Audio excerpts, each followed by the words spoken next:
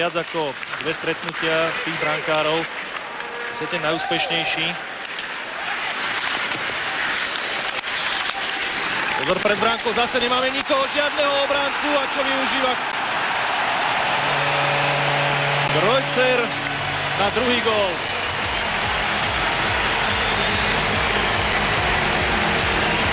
Znova prvá strela na našu bránku v tejto druhej tretine 2-0.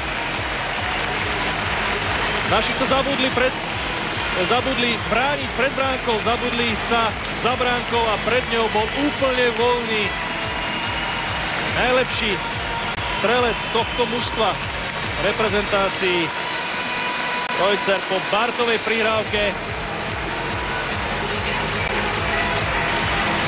Prehrávame 0-2.